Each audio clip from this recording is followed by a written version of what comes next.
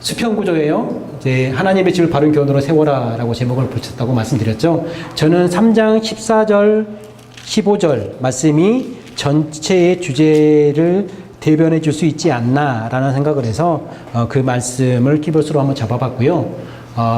우리 성경에는 6장으로 되어 있죠. 저는 내용이나 주제로 보아서 5개의 장으로 한번 구성을 해 보았습니다. 그래서 첫 번째는 다른 교훈에 대한 경계에 대해서 거짓 가르침과 바른 교훈이라는 제목으로 한번 살펴볼 거고요. 그리고 2장과 3장에는 공동체의 질서에 대한 이야기가 나와요. 그 중심에는 직분자들의 자격에 대해서 이야기해주고 있고요. 그리고 3장 14절에서 4장 16절까지 3장 후반절과 4장이죠. 여기에는 경건을 통한 바른 교훈이 무엇인지 그리고 디모데에게 경건에 대한 것에 대해 얘기하면서 그러한 경건의 훈련을 할 것에 대해서 이야기를 하고 있는 부분이라고 볼 수 있고요. 5장은 이제 또 교회 질서를 위한 지침. 여기에서는 직분자들의 그런 자격 조건에 대해서 얘기했다면은 저기 실제적인 부분들에 대해서 더 구체적으로 이야기를 해주고 있는 부분들이 있고요. 또 마지막 장에서는 자족함에 대해서 이야기를 해주고 있습니다. 선한 싸움을 싸우라라고 이야기를 해주고 있는 부분들인데 이게 대상자 주 대상자의 원독자 주 대상자를 보면은 디모데에게 교회에게 디모데에게 교회에게 이러한 구성으로 이야기를 해주고 있다는 거예요. 그러니까 목회자인 디모데에게 너희가 이렇게 목회를 했으면 좋겠다라고 이야기를 하고 그리고 너희 교회 공동체는 이런 모습을 가졌으면 좋겠어. 이런 이야기들을 계속해서 번갈아 가면서 반복해서 이야기. 물론 전체가 다 들어야 될 이야기죠. 뭐 교회에 한 이야기라고 해서 디모데를 빼놓고 성도들에게 하는 이야기가 아니라 디모데에게 교회를 이렇게 세워가야 된다라는 이야기들을 해주고 있는 부분들이어서 그냥 원 독자가 이렇게 되지만 전체에게 이야기를 하고 있는 부분들 거기에 있는 내용들은 다른 교훈에 대한 경계할 부분에 대해 이야기하고 있고 그러한 기도가 무엇이고 남자들은 어떠한 문제들을 가지고 있고 어떻게 해야 되는가에 대한 고민을 하고 있고 여자들이 교회 안에서 문제를 일으키고 있는 부분이 어떤 것이고 또 어떻게 행실을 해야 되는가에 대한 이야기 그리고 감독과 집사는 어떤 자격을 갖춘 사람들을 세워가야 된다라는 이야기를 하고 있는 것이죠.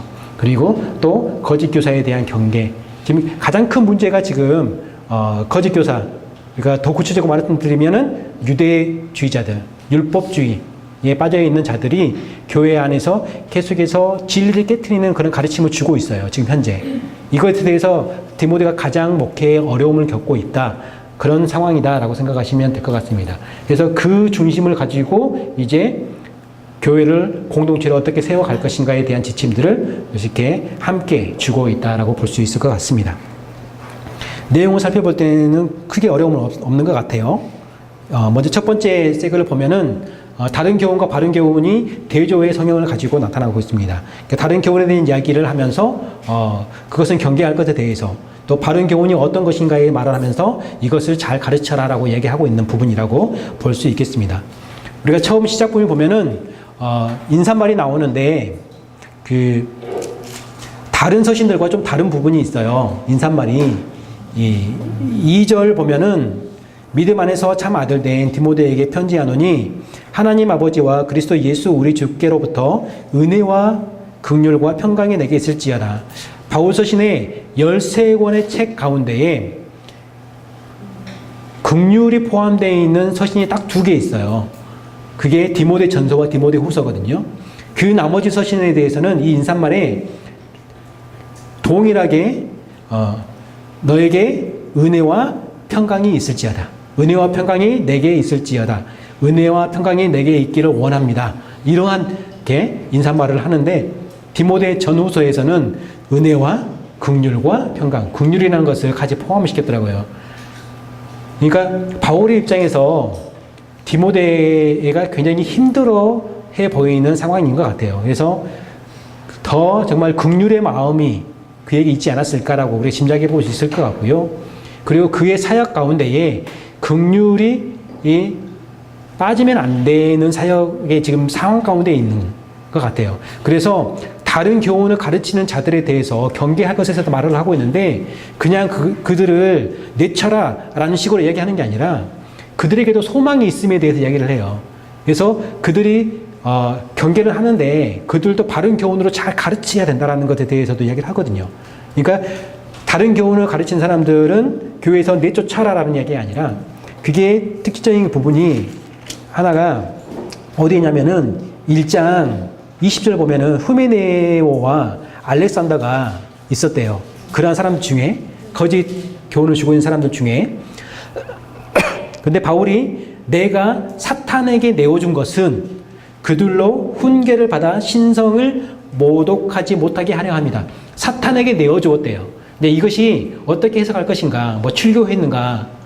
아니면은 육체적인 고난을 줬는가? 이렇게 여러 가지 설이 있지만 뭐 그것보다 더 중요한 건 뭐냐면은 그들로 훈계를 받아 신성을 모독하지 못하게 하랍니다.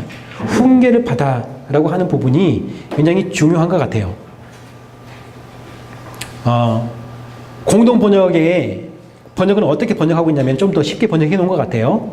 히메네오와 알렉산드로, 그러니까 이게 알렉산더예요. 알렉산더가 바로 그런 사람들이어서 나는 그들을 사탄에게 내어주어 그들이 다시는 하나님을 모독하지 않도록 훈련을 받게 하려 하였습니다. 라고 이렇게 했어요. 훈련을 받게 하기 위해서다.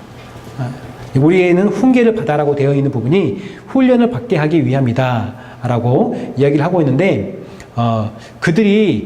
그들을 내치려는 그런 목적이 아니라 그들이 죄인임을 깨닫고 돌아왔으면 좋겠다라는 그런 마음으로 그렇게 훈계를 했다라고 볼 수가 있습니다. 이런 표현들이 그리고 바울이 자신의 구원받기 전과 구원 후의 모습을 예로 들어서 얘기하면서 자신에 대해서 비방자, 박해자, 폭행자 이런 얘기를 하거든요.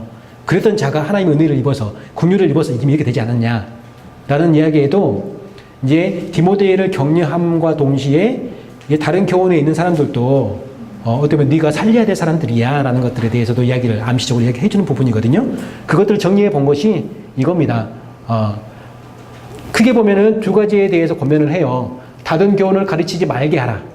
이것을 경계할 것에 대해서 이야기를 하고요. 그리고 이러한 이야기를 하고 나서 선한 싸움을 싸우라라고 이야기를 해요. 그리고 그 선한 싸움은 믿음과 착한 양심을 가지고 하는 것이다. 라고 이야기를 하는데 다른 교훈에 대한 이렇게 특징들을 설명해 주고 있습니다. 다른 교훈들은 신화와 끝없는 족보에 몰두하여 변론을 낸대요. 여기서 신화와 끝없는 족보는 어떤 거냐면은 우리가 족보를 따진 거 있잖아요. 족보를 따진 거. 우리 조상은 누구야? 라고 하면서 우리식으로 하면은 나는 양반 가문이야. 막 이렇게 우리 혈통이 있어. 막 이런 거 있잖아요. 유대의 사람들도 이스라엘 사람들도 굉장히 그런 부분에 대해서 이렇게 많이 강조를 하고 그러다 보니까 나는 아브라함의 혈통이야 하면서 없는 족보도 만들어내는 족보가 굉장히 중요한 역할을 해요. 성경에서 이스라엘 사람들에게 구약에서도 보면은 그들의 정체성과 관련돼 있어요. 너희가 누구인가를 얘기할 때 족보 이야기를 해요. 역대하에서는 몇 장에 거쳐서 이야기하고 있나요? 9장에 거쳐서 족보 이야기를 해요. 그렇죠? 그리고 우리 마태복음, 누가복음에서도 족보로 시작하잖아요. 굉장히 족보는 중요해요. 물론 누가복음과 마태복음의 족보의 성향은 다릅니다. 그죠? 예, 이야기하는 대상이 다르기 때문에 그에 따라 다르지만 마태복음의 족보는 약간의 이런 성향이 있어요.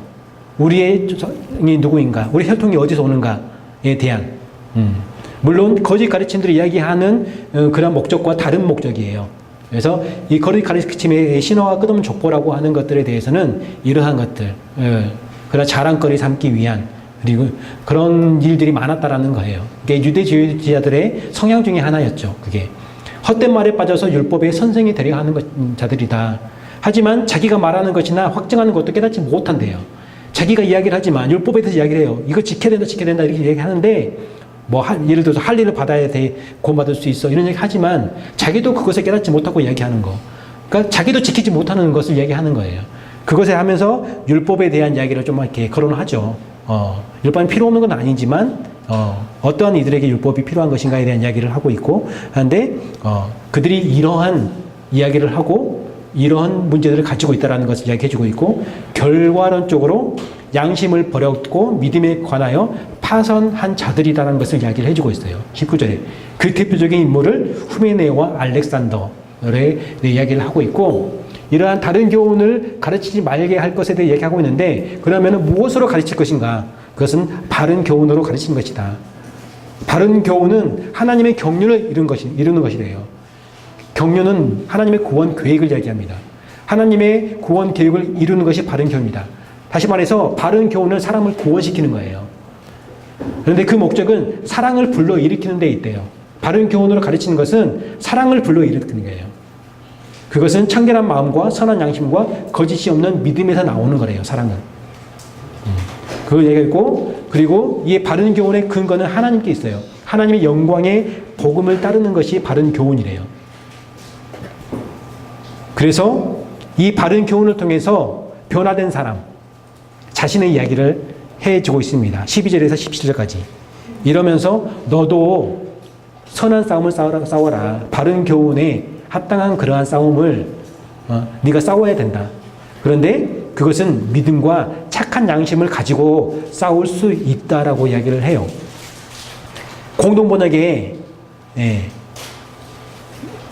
이렇게 이것을 설명해 놨더라고요. 그대는 그 예언의 말씀대로 훌륭한 싸움을 싸우십시오. 선한 싸움은 훌륭한 싸움이라고 이렇게 하고 있어요. 그리고 믿음과 맑은 양심을 가지고 싸워야 합니다. 그래서 우리보다 좀 쉽게 설명해 놓은 것 같아요. 선한 싸움을 싸우며 믿음과 착한 양심을 가지라. 그런데 이것을 공동 번역식으로 직역에서 번역해 본다면은 믿음과 착한 양심을 가지고 선한 싸움을 싸우라. 이렇게 우리 이해하시면 되겠습니다. 바울이 구원받기 전과 후의 모습을 이렇게 설명하고 있어요. 비방자요, 박해자요, 폭행자요, 죄인 중에 내가 괴수였다.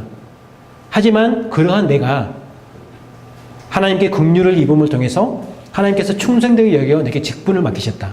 지금 이방인의 사도로서 복음을 증거하는 전도자로서의 직분을 나에게 맡기셨다라고 이야기를 하고 있습니다. 주의 은혜가 넘치도록 풍성해서 내가 이러한 삶에서 이렇게 변화되었다라고 이야기를 해주고 있으면서 긍휼을 입은 이유에 대해서 이렇게 설명하죠. 믿지 아니할 때에 알지 못하고 내가 행했기 때문에. 다시 말해서 지금 다른 교훈을 가르치고 있는 자들도 알지 못해서 그러는 거 아니냐. 그래서 그들도 너희가 포기하지 말고 바른 교훈으로 훈계를 해야 된다. 그들이 바른 교훈 안에 참된 진리 안에 들어올 수 있도록 해야 된다라는 것을 이야기해 주고 있고요. 예수님께서 오래 참으심을 보이사 후에 주를 믿어 영생 얻는 자들에게 본이 되게 하시려고. 그러니까 바울이 본이 되게 하시려고 하나님께서 그렇게 긍휼을 베푸셨대요. 은혜를 주셨대요. 나도 이러한 사람이었다. 나도 이렇게 지금 전도자의 사명을 감당하고 있는데 지금 교회 안에서 다른 교훈 때문에 네가 힘들어하고 있지만 그들도 바른 교훈으로 바른 진리로 세우면 그들이 나와 같이 전도자로서의 삶, 하나님의 그 사랑과 은혜를 증거하는 자로서의 삶을 살아갈 수 있지 않겠어? 라고 이야기를 해주고 있는 거예요. 그래서 1차적으로 목회자로서 그가 해야 될 그러한 사명, 하나님께서 주신 그러한 사명을 잘 감당할 수 있도록 이 바른 교훈으로 선한 싸움을 싸울 것에 대해서 이야기를 하고 있지만 그들 또한 포기하지 않고 네가 정말 최선을 다해서 네 목회의 일을 감당해야 된다는 것에 대해서 이야기를 해주고 있다고 볼 수가 있습니다. 이게 1장의 전체 내용이에요. 다른 교훈과 바른 교훈을 대조로 보여주면서 자신의 삶을 간증처럼 제시해 주면서 어떻게 내가 이러한 다른 교훈으로 흔들리고 있는 이 교회를 바로 세워갈 것인가에 대한 이야기를 해주고 있는 부분이죠. 이것은 다른 교훈에 대한 부분들에 대해서 예고된 이야기예요. 사도행전 20장에 그 사도 바울이 3차 전도여행을 마치고 예루살렘으로 돌아가려고 뜻을 갔잖아요. 그때 에베소의 장로들이 다 말립니다. 가면 이제 잡힐 거고 잡히면 죽습니다. 가지 마십시오. 했는데 그게 하나님의 뜻이고 내 사명이 가야 된다라면서 밀레도라는 곳에서 에베소 조금 밑에 지역인 밀레도라는 곳에서 에베소 장로들 다 불러 모아요. 다 다 불러 모아서 그들에게 마지막으로 이제 고별 설교와 같은 그러한 교훈을 주고 있습니다. 그게 사도행전 20장에 나오는 내용인데요. 제가 잠깐 한두 구절만 제가 여러분에게 읽어 드릴게요. 그때에 어떤 것에 대해서 그들에게 경계할 것에 대해 이야기하고 있냐면은 사도행전 20장 29절 말씀에 내가 떠난 후에 사나운 이리가 여러분에게 들어와서 그 양떼를 아끼지 아니하며 또한 여러분 중에서도 제자들을 끌어 자기를 따르게 하려고 어그러진 말을 하는 사람들이 일어날 줄을 내가 아노라. 이미 바울이 사역할 때에 바울로 인한 그런 것들이 어떻게 보면은 잠잠해져 있었을지는 모르겠어요. 왜냐면 이미 바울은 예측을 하고 있는 거예요. 내가 떠나가면 분명히 너희 안에 이 사나운 이레와 같은 이것이 지금 디모데 전서와 후서의 내용으로 보았을 때의 율법주의자들이라고 볼 수 있겠죠. 이제 거룩 가르침을 준 자들이 일어날 것이다.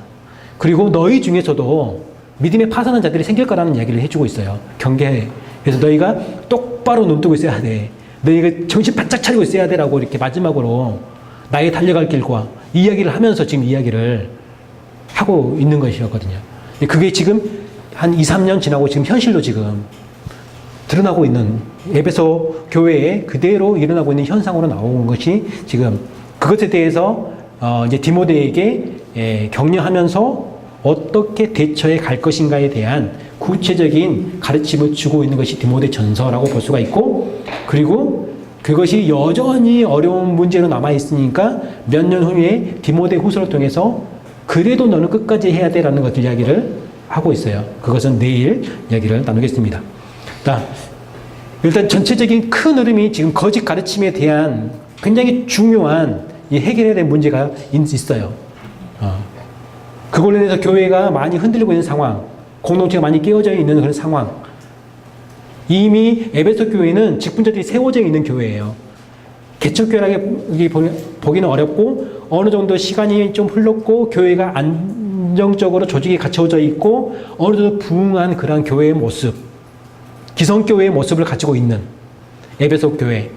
그 교회에 일어나는 문제들이 대표적인 것이 율법주의자들에 대한 문제, 그리고 교회 안에 질서를 깨트리는 여러 가지 교회 생활에 대한 문제들이 있었다는 것을 2장에서 이야기해 주는데, 교회를 혼란케 하는 일들, 그러한 일들이 있음에 대해서 이야기를 하고 있고, 어떻게 이것을 대처해 갈 것인가에 대한 이야기를 하고 있고, 이러한 공동체, 이러한 문제 가운데에서 공동체를 바로 세우기 위해서 감독과 집사들을 세우라고 이야기하고 있는데, 어떤 자격 조건을 갖춘 사람을 세울 것인가에 대한 지침을 주고 있는 것이 두 번째 세그 2장과 3장의 내용이라고 볼 수가 있겠습니다. 1절에서 7절까지의 기도에 대한 가르침이 나와요. 기도에 대한.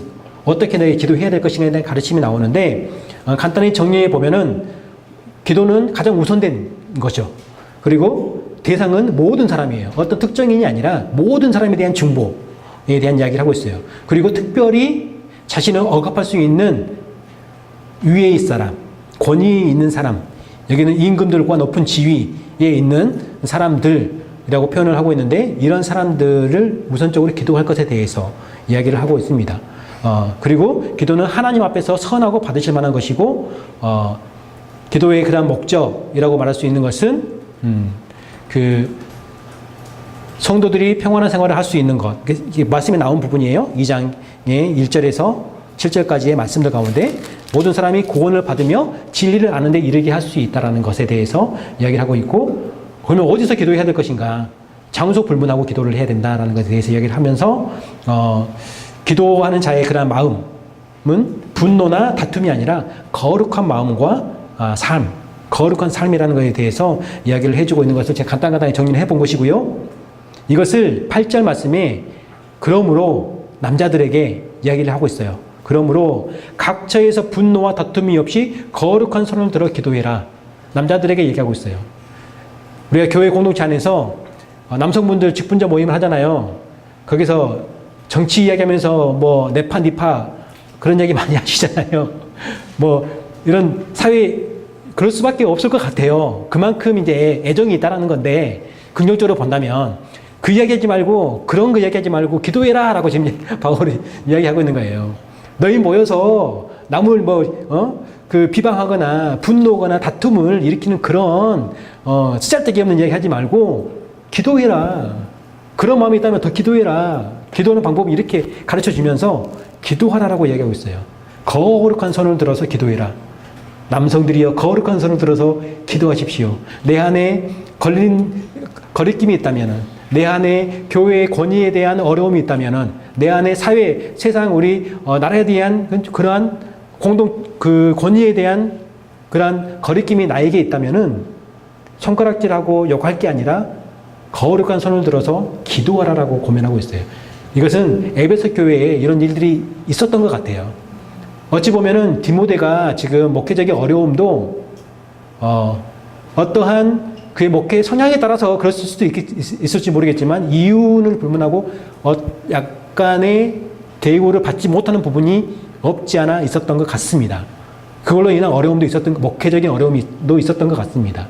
그래서 교회의 질서에 깨어져 있는 이러한 부분들에 대해서 거룩한 손을 들어서 기도해라. 이게 가장 우선이다라고 하는 것에 대해서 이야기를 해주고 있는 부분이고요. 여성들에게도 이야기합니다. 그들에게 단정한 옷을 입으며 소박함과 정절로서 자기를 단장하라고 얘기하고 있어요. 그 피할 것에 대해서 얘기하고 있는데 따은 머리와 금, 진주, 값진 옷으로 하지 말라라고 얘기하고 있어요. 에베소는 부한 도시라고 말씀드렸습니다. 그죠? 여성들이 자신을 과시하기 위해서 이게 따은 머리를 하고 금과 진주와 값진 옷으로 이렇게 치장했다라고 하는 것은 두 가지예요. 나 돈 많아 라고 과시하는 거. 그리고 나의 미를 많은 사람들에게 나는 이렇게 아름다움, 나 이렇게 가꾼 사람이야 라는 것들을 보여주기 위한 약간의 관종적인 그런 성향들이 있었다는 것이죠. 그것을 따라하는 사람들이 교회 안에도 있었다는 거예요. 따라하는 사람들이. 그래서 세상 그러한 이렇게 안 좋은 그러한 것들을 교회 안에서 보이면서 세상적인 과정, 인간적인 그러한 욕심, 어떤 과욕, 또 과시 이런 부분들이 교회 안에 여성들 가운데에 있었다라는 것을 보여주고 있습니다. 이러한 사람들에게 단정하게 옷을 입을 것에 대해서 오직 선행으로 일체 순종함으로 조용히 이런 것들을 배울 것에 대해 얘기하면서 여자에게 가르치는 것과 남자를 죽어라는 것을 허락하지 아니하노니 오직 조용해라라고 굉장히 강하게 얘기하고 있는 부분인데 이때 나오는 여자가 단수를 사용하고 있어요. 그래서 모든 여자에게 해당되었던 건 아닌 것 같고요. 몇몇 여인들이 권위에 대항하는 그러한 모습이 있었던 것 같아요. 교회 안에. 뭐 지금 우리 교회도 이런 모습들이 종종 보여질 수 있죠. 우리가 그러면서 또 배워가는 것이고 그러면서 질서를 또 세워가는 거지만 일단 이 에베소 교회 안에서도 권위에 대항하는 그런 여인의 모습이 있었다는 것을 알 수가 있습니다. 그래서 오직 조용하라 하면서 정숙함으로 믿음과 사랑과 거룩함에 거하게 되면은 해산함으로 구원을 얻을 것이다. 약간 우리 여성분들이요 이거 읽을 때 조금 거리끼지 않았습니까? 이 부분에 읽을 때 이 사도 바울님은 왜 여성 비하적인 발언을 하고 그런 뜻이 아니라 해산함의 고통은 죄의 결과예요. 그죠? 그럼에도 불구하고 구원을 얻을 것이다라는 것으로 해석하면 좋겠습니다. 해산함으로 구원을 얻을 것이라고 하는 것에 대해서 얘기하는 것은 이러한 우리가 죄의 결과로 고통이 우리에게 있었지만 그럼에도 불구하고 하나님께서 구원을 베푸실 것이다라고 은혜를 베푸실 것이다. 이렇게 행하면 너희가 교회의 질서 가운데에 순종하고 그리고 믿음과 사랑과 거룩함에 너희가 거하게 되면은 너희가 해산의 그러한 고통에서도 은혜를 입은 것처럼 하나님의 은혜를 입은 자가 될 거다라고 고면하고 있다라는 것이죠. 그렇죠? 거기 위에 부분도 뭐 남자가 여자를 주관하고 이런 부분에 대해서 이거는 여성 비하적인 발언이라고 생각하시면 안 되고요. 이거는 창조의 원리라고 생각하셔야 됩니다. 창조의 원리. 여자는 남자에게서 낳잖아요. 창조 원리를 설명하는 부분이고, 이것은 여기서 중요한 핵심은 뭐냐면은 권위에 대응하는 부분에 대해서 이야기를 하고 있어요. 그리고 이것은 모든 여인이 아니라 특정 여인에 대해서 이렇게 하고 있는데, 이게 영향이 많이 미쳤던 것 같아요. 문제를 많이 일으켰던 것 같아요. 그래서 이것은 이런 행실을 한 사람들은 몇몇일 수 있지만, 바울은 고면을 모든 여성들이 같이 이 고면을 하고 있어요. 교훈을 보여주고 있다라고 생각이 들어집니다. 남성들은 뭐 하라겠나요? 기도하라고. 교회에서 분란 일으키지 말고, 분노하지 말고, 거룩함으로 기도하라. 그러니까 질서에 대해서 세워갈 것에 대해 이야기를 하고 있어요. 여성들에게 대해서도 단정함, 그러니까 그런 품위를 유지할 것에 대해서 교회 안에서 여성들의 그런 위치에서 품위를 유지할 것에 대한 이야기를 하면서 권위 앞에 순종함과 또 정숙함으로 믿음과 사랑과 거룩함에 거하라라고 이야기를 하고 있는 것이죠. 질서에 대한 이야기를 이렇게 해주고 있다는 것입니다. 그리고 3장에서 감독의 자격, 집사의 자격을 얘기하고 있는데, 한번 제가 정리를 해본 거예요. 책망할 것이 없어야 된대요. 한 아내의 남편이어야 된대요. 그러니까 결혼한 사람이어야 된다는 거죠. 한편으로는. 그리고 한 아내의 남편으로서의 충실함에 대해서 이야기를 하고 있는 것 같아요. 절제와 신중과 단정함, 성품에 대한 이야기도 하고 있고요. 삶에 대한 이야기도 하고 있고요. 나그네를 대접하는 것에 대해서 이야기를 하고 있고요. 가르치기를 잘해야 되고, 술을 즐기지 않아야 되고, 구타하지 않아야 되고, 관용해야 되고, 다투지 않아야 되고, 돈을 사랑하지 않아야 되고, 이거는 돈을 사랑하지 않는 것은 돈을 많이 벌지 말라는 뜻이 아니라 탐욕이죠. 탐욕에 대한 이야기를 하고 있습니다. 이게 6장에 대한 이야기를 또 하고 6장에 대해서 이야기를 해요.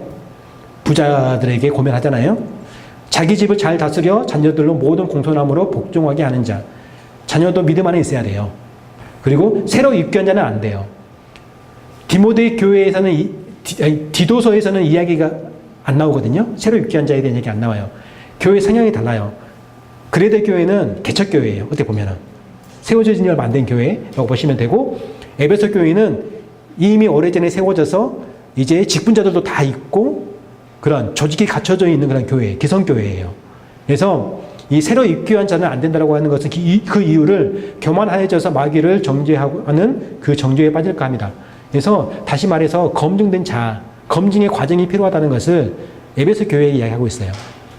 교회의 실정에 맞는 자격 조건에 대해서 이야기를 해주고 있는 부분이라고 볼 수가 있겠습니다. 외인에게도 선한 증거를 얻은 자라야 합니다. 라고 이야기합니다.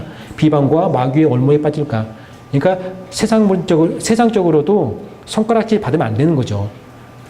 우리가 어떠한 특정한 한 사람을 통해서 교회 전체가 욕먹고 예수님과 하나님이 손가락질 당하는 경우들이 있어요. 그죠? 이런 부분들에 대한 이야기를 하고 있는 것 같아요. 그래서 정리해보면 그렇습니다. 성품, 삶, 이게 본이 돼야 돼요. 선한 영향력을 끼칠 수 있어야 돼요.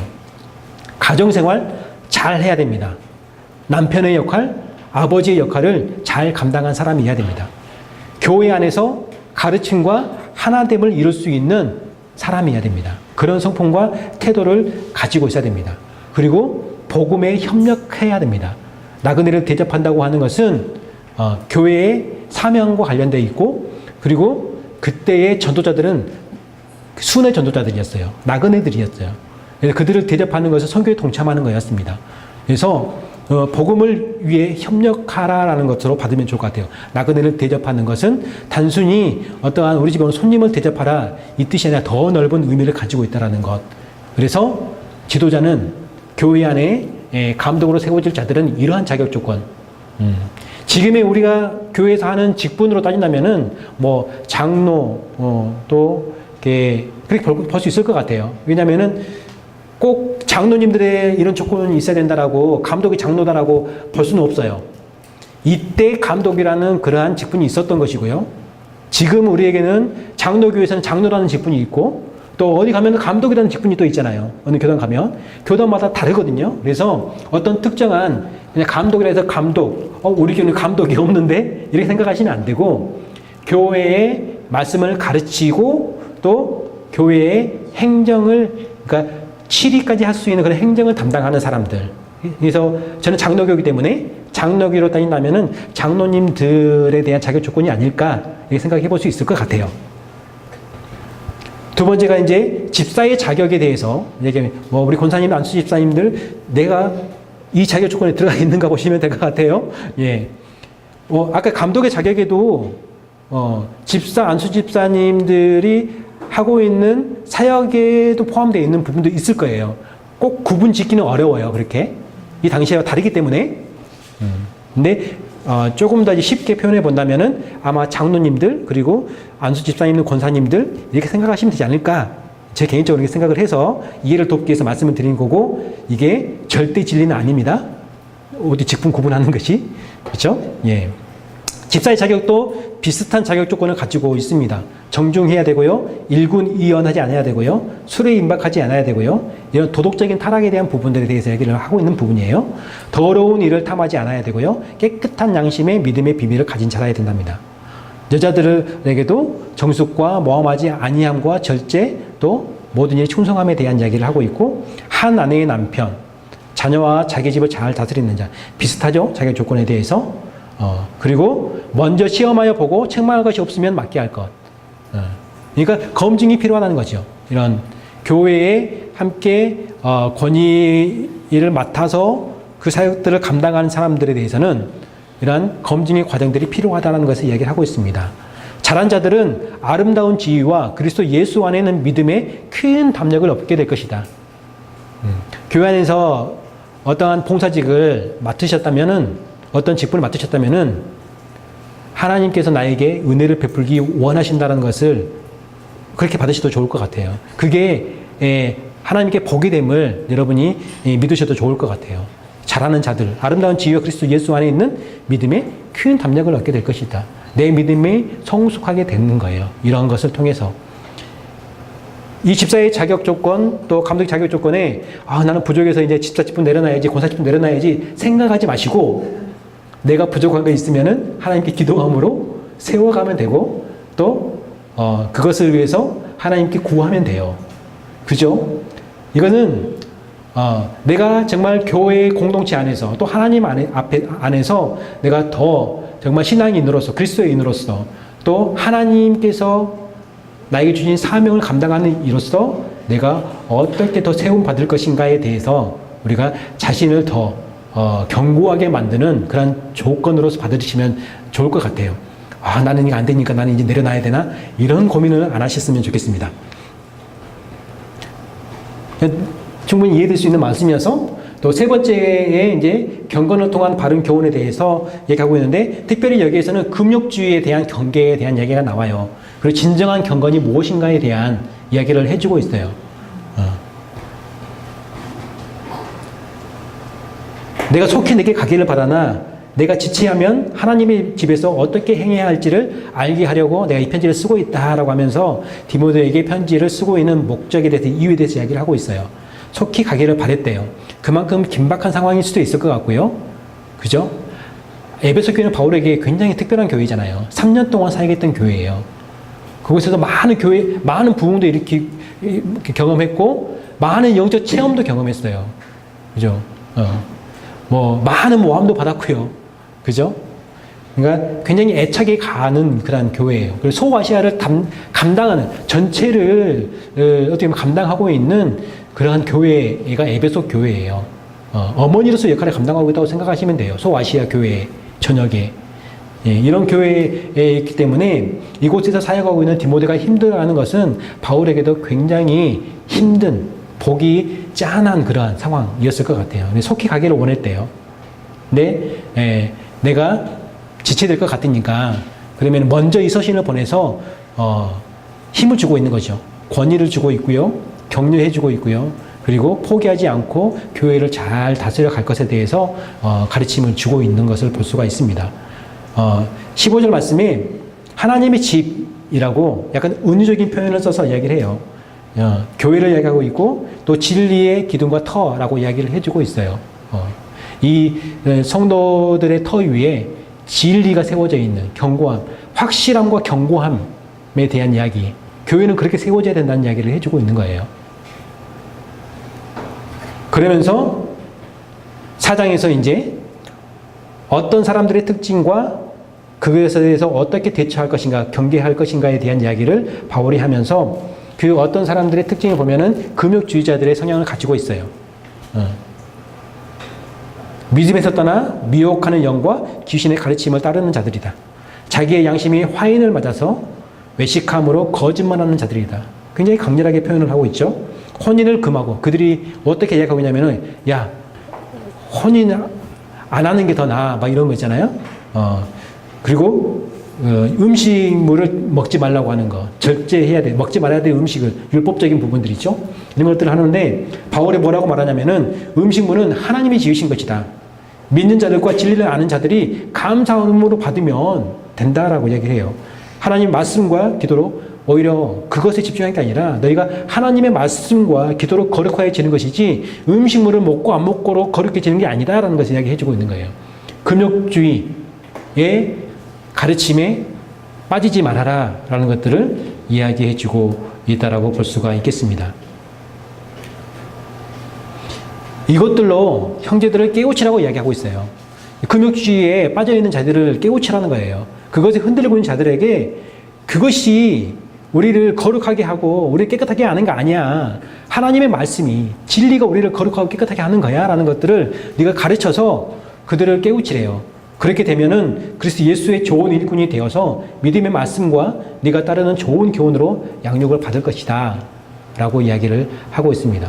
그래서 지금 계속 대조를 통해서 이야기해주고 있는 부분이 다른 교훈이 어떠한 특징을 가지고 있는가, 거리 가르침이 어떠한 특징들을 가르치고 있는가에 대해서 이야기를 해주고 있어요. 적을 알아야지 이기잖아요. 그래서 그것에 대해서 분별할 수 있도록, 그리고 무엇이 잘못된지를 가르칠 수 있도록 그들이 어떤 가르침이 진리에서 벗어나 있는지를 먼저 가르쳐 주면서 그러면 어떻게 가르칠 것인가에 대해서 이야기를 해주고 있죠. 정말 진리가 무엇인지에 대해서 이야기를 해주고 있어요. 7절에서 10절에서도 그러죠. 망령되고 허탄한 신화를 버리고 경건에 이르도록 네 자신을 연단해라. 육체의 연단은 약간의 유익이 있대요. 약간의 유익이 있지만 그게 영원한 건 아니다. 경건은 범사에 유익하다. 금생과 내생에 약속이 있는 것이다. 그래서 경건에 이르도록 자신을 연단하라고. 참된 경건이 무엇인지에 대해서 이야기를 해주면서 이러한 잘못된 것들을 따르지 말 것에 대해서, 육체의 연단 약간의 유익이 있다. 이것 금욕주의적인 성향이거든요.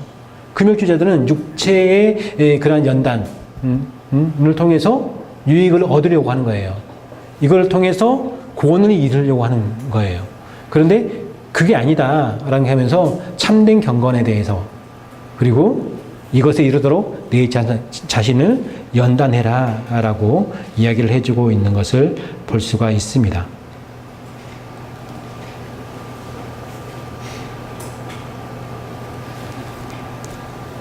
디모데에게 이 이야기를 하면서 이제 고면을 하죠.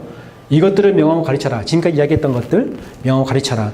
내 연소함을 업신여기지 못하게 하라. 업신여기고 있다는 거예요. 디모데는 연약한 사람이었던 것 같아요. 육체적으로도 육체적인 연약함도 있었던 것 같아요. 병에 대한 부분도 있었을 수도 있고요. 그래서 그 포도주로 이렇게 약간 마셔서 치료할 것에 대한 이야기도 하잖아요. 이런 이야기도 하는데 그런 연약함, 그리고 젊은 목회자였어요. 그런 데에서 오는 연소함도 디모데에게는 있었죠. 이런 부분들을 바울이 너무나 잘 알고 있잖아요. 믿음 안에서 아들 된 자라고. 아들이래요, 아들. 아버지의 심정으로 지금 고민을 하고 있는 거예요.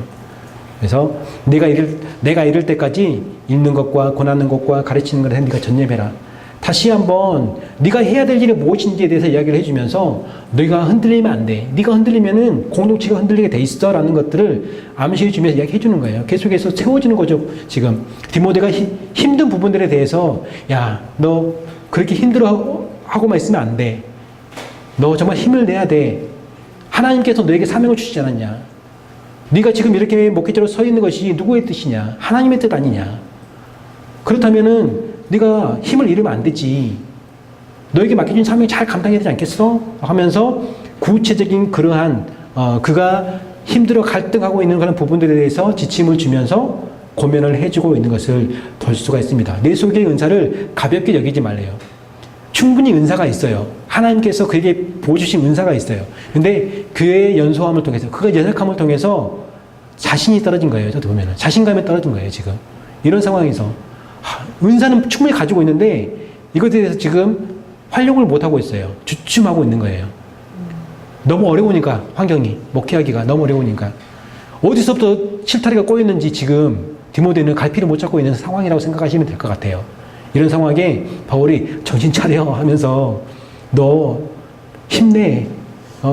너에게 충분한 그런 은사와 능력을 하나님께 주시지 않았냐 하면서 내가 지금 이렇게 너에게 이야기해 준 것, 이것들을 잘 새겨듣고 성도들을 잘 그렇게 양육해, 잘 가르쳐.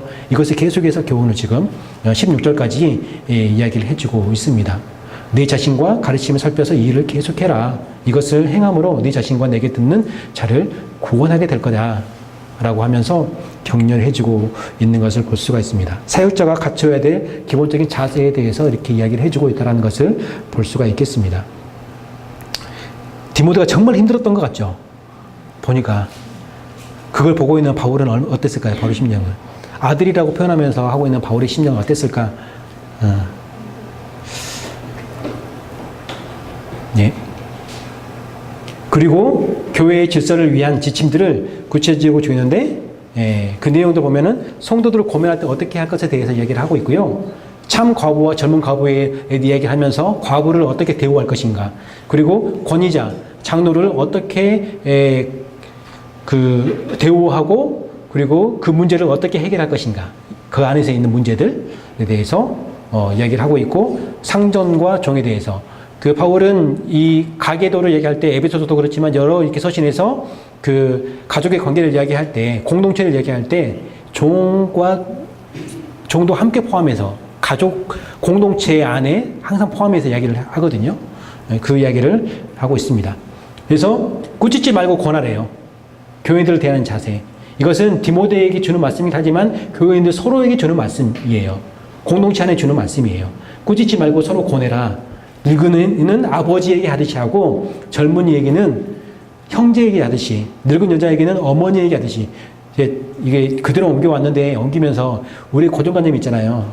이거 어르신들은 늙은이라고 늙은 여자라고 하니까 좀 불편했어요, 제 스스로는. 하지만 성경에는 그대로 옮겨왔습니다. 이제 젊은 여자에게는 온전히 깨끗함으로 자매에게 하듯 해라 라고, 어떻게 서로 대할 것인가, 교회들 대할 것인가. 결과론적으로 말씀드리면은 사랑으로 대해야 되는 이야기하고 있죠. 서로 사랑으로, 서로 존중함으로, 공동체를 세워가는 그런 하나의 방법, 사랑입니다. 서로 존중하는 것. 과부는 교회 사역에서 굉장히 중요한 부분 중에 하나였어요. 이 당시에. 이 당시에 여성들은요, 어떻게 보면은 약간의 물건 취급을 당하는 그런 시대였어요. 그러니까 태어나면 아버지의 소유였고요. 결혼하면 남편의 소유였고요. 남편과 사별하면 아들의 소유였고요. 이런 사람들이 여성들이었습니다. 그리고 그리스 신화에도 나오지만 이때의 여성과는 불완전함이에요. 불완전한 존재였어요, 여성들은. 그러니까 지금 우리가 들으면 굉장히 불쾌할 수도 있지만 이 당시에 그랬다는 거예요. 그냥 물건이었어요. 그냥 소유물 중에 하나였어요. 그런데 돌볼 사람이 아무도 없는 그러한 과부들은 얼마나 처량한 삶이겠습니까? 이 사람들을 교회에서 돌보라고 이야기를 하고 있어요. 먼저는 뭐라고 조건에 대해서 살펴보시고요. 그들을 전대하라고 이야기하고 있어요. 과부의 명단에 올려서 그들을 관리할 것을 이야기를 하고 있고요. 먼저 우선을 하는 것이 자녀나 가족들이 있으면은 그 가족들이 이 참 과부를 잘 돌볼 수 있도록 먼저 격려해라. 그들을 권면해라. 가족이 돌보는 게 우선이라는 것을 이야기해 주면서 그것조차도 안 되면은 교회가 감당을 해야 된다. 아무도 돌봐줄 사람이 없으면 교회가 책임져야 한다는 것을 이야기해 주고 있어요. 이 과부의 문제는 여기뿐만 아니라 여러 번 나오거든요. 다른 서신에서도. 그래서 그 당시에 여성들의 가장 처량한 신세가 된 게 과부가 되는 거예요. 이제 그러한 자들, 가장 소외된 사람들을 교회에서 어떻게 섬길 것인가에 대한 이야기를 이렇게 해주고 있습니다. 반면에 젊은 과부에 대해서 결혼시키래요. 이 사람들이 내가 과부로 하나님 헌신하겠습니다 해놓고 나중에 결혼하게 되면은 덕이 안 된대요. 그런 이야기를 하고 있어요. 그래서 그러니까 과부를 어떻게 대우하고 또 그들을 어떻게 고민해 갈 것인가에 대한 이야기를 이렇게 해주고 있다는 거. 내용 보면 여러분이 아실 것 같아서 그냥 넘어갈게요. 또 하나의 대우해야 될 부분이 일꾼들, 특별히 말씀과 가르침에 수고하는 이들이라고 표현을 하면서 잘 다스리는 장로들은 배나 존경할 줄로 알아라. 여기서 존경은 그냥 우리가 존경합니다라고 말하는 그런 존경의 의미가 아니라 더 구체적인 의미를 가지고 있어요. 새 번역의 번역은 어떻게 표현하고 있냐면은 장로들은, 잘 다스리는 장로들은 2배로 존경이라는 것을 보수 2배로 보수를 받아야 합니다. 보상을 해줘야 합니다. 이렇게 번역을 하고 있어요. 이 존경할 자라고 하는 헬라어 티메라는 헬라어는 가치, 명예, 존경 이런 뜻을 가지고 있거든요. 그래서 여기에서 우리가 18절 말씀에 신명기 25장 4절 말씀을 인용한 거예요. 18절 말씀이 곡식을 밟아 떠는 소의 입에 망을 씌우지 말라 하였고 또 일꾼이 그 삭슬 받는 것이 마땅하다. 삭스에 대한 이야기를 하고 있어요. 곡식을 하고 있는데 망 씌우지 말래요, 소를. 이거는 어떻게 우리가 물질을 보상을 해줄 것인가에 대한 이야기거든요. 이것을 이해하겠다면은 여기 존경이라는 표현이 바로 이 보상으로 해석을 해도 틀림이 없다라는 것을 이렇게 반증해주는 것이라고 볼 수 있습니다. 다시 번역하면은 잘 다스리는 장로들은 배로 대우를 해줘라. 교회에서 말씀을 가르치는 자들, 그리고 교회의 행정적인 부분을 감당해서 공동체를 잘 세워갈 수 있도록 잘못된 부분들은 치리하고 잘된 부분들은 격려하고 하는 이러한 교회의 어른으로서 역할을 하는 권위자들에게 어떻게 성도들이 대해야 될 것인가에 대해서 이야기를 해주고 있습니다. 마음으로 존경하고 또 물질로도 충분히 보상이 돼야 된다는 이야기를 해주고 있어요. 그만큼 대우를 하라는 것에 대한 이야기를 하고 있습니다. 그들에게 문제가 있을 때는 어떻게 처리할 것인가에 대한 이야기를 19절 이하에서 하고 있어요. 장로에 대한 고발은 두세 증인이 없으면 하지 말래요. 그러니까 모함하지 말라는 거죠. 정확한 그러한 증거를 가지고 와서 치리할 것인가 말 것인가를 판단을 해야 된다는 걸 이야기하고 있어요. 모든 성도도 그러겠지만 특별히 교회 권위 있는 사람들에 대해서는 교회 권위 있는 사람들이 흔들리면요 교회가 흔들리거든요. 이런 사람들을 그냥 증거 없이 모함해서는 그 교회는 깨지는 거예요. 정확한 어떤 근거가 있어서 치리가 되잖아요. 그러면 그것이 교훈이 돼요, 교회 안에서. 오히려 그것이 그러한 어려움으로 인해서 교회가 더 견고해질 수 있어요. 근데 정확한 근거가 없으면은 교회가 깨집니다, 그거는. 그것에 대한 경계함에 대해 이야기를 하고 있고, 범죄한 자들은 모든 사람 앞에서 꾸짖어 나머지 사람들로 두려워할 것을, 그러니까 번이 될 수 있도록 하라는 거죠. 하지만 이것들을 편견이 없이 공평하게, 불공평하게 하지 말래요. 공평하게 이것들을 해야 되고, 그래서 아무에게나 이러한 권위를 주어서는 안 된다는 것에 대해서 경솔하게 행하지 말 것을 대해서 아까 자격 조건이 있잖아요. 이런 거 연관성을 지어서 검증된 사람에게 이 일들을 감당하게 할 것을, 그게 교회를 바로 세워가는 것, 권위 세우는 것이 정말 중요해요. 그래서 교회 공동체 안에서 어떻게 권위를 세울 것인가에 대해서 권위를 잘 세우면요 교회에 어려움이 없을 수 없잖아요. 근데 그것을 잘 감당하고 잘 이겨내요. 근데 권위가 잘 세워져 있지 않잖아요. 조금만 바람이 불어도 흔들려요. 요동치는 거예요, 교회가. 그래서 모두가 다 지체고 모두 중요하지만 특별히 권위자들을 세우는 때에는 정말 신중하고 공평하고 그리고 정말 하나님께 기도를 많이 해야 돼요. 그 가운데는 목회자도 그러겠죠. 우리가 목사님들이 이제 1세대 목사님들이 많이 은퇴하고 2세대 목사님들이 또 이렇게 교회를 이제 새로 이제 부임받아서 오잖아요. 그러면은 많은 교회들이 문제들이 일어나요. 그게 누구 한 사람의 잘못이라 말하기는 어렵지만 교회 상황이 다 있지만 그만큼 권위자를 세우는 것은 정말 중요하다는 거죠. 잘못된 권위자를 세워서만 그랬을까요? 잘 세웠더라도 이러한 두세 사람 증인이 없는 것처럼, 없으면 받지 말라고 했던 것처럼 어떠한 모함의 세력이 생겼을 때 어떠한 이것을 잘못된 그러한 정보를 통해서 흔들었을 때에 그것에 대해서 교회가 공동체가 바르게 대처하지 못하면은 무너지는 거잖아요. 권위가 잘못 없어도 공동체가 어떻게 행하에 따라서 무너질 수 있잖아요. 이런 부분에 대해서 어떻게 할 것인가에 대해서 경계를 하고 있다는 것이죠. 배나 존경한 자로 여기되 또 이런 사람들의 어떠한 잘못이 있다면은 그것이 교회 안에서 본이 될 수 있도록 공평하게 처리를 해가야 됨에 대해서, 그러니까 한쪽으로 치우시면 안 되는 거예요. 정말 저울추는 딱 공평하게 있어야 되는 거예요. 잘못한 부분은 분명히 지적을 하고 잘한 부분이 있으면은 분명하게 그것을 대우하고 존경해 줘야 되고, 이렇게. 그러니까 권위자의 책임이 얼마나 크다라는 것을 느꼈겠어요, 성도들은. 그죠? 본인이 권위자라면은 권위자 입장에서 이것을 받았을 것이고, 성도라면 성도 입장에서 받았을 거 아니에요. 그러니까 굉장히 지금 중요한 이야기를 사도 바울이 하고 있다고 볼 수 있습니다. 정리하면 이렇습니다. 역할 대우, 어떻게 고발할 것인가, 어떻게 처벌할 것인가, 효과, 어떻게 할 것인가에 대한 이야기. 마지막에 대해서, 시간이 됐기 때문에 제가 여기까지만 하고, 종이 상전을 어떻게 잘 섬길 것인가, 불신의 상전들에게는 어떻게 할 것인가, 또 믿는 상전은 어떻게 할 것인가. 그러니까 결론적으로는 존경해야 되고 종으로서의 그런 역할을 감당해야 되는 거예요. 이것도 권위에 대한 부분이에요. 권위에 대항해서는 안 된다는 것이에요. 이것이 권위에 대항하는 것은 하나님의 얼굴을 가리우는 거예요. 결과적으로. 공동체를 깨트리는 것이고요. 이러한 부분에 대해서 이야기를 해주고 있습니다.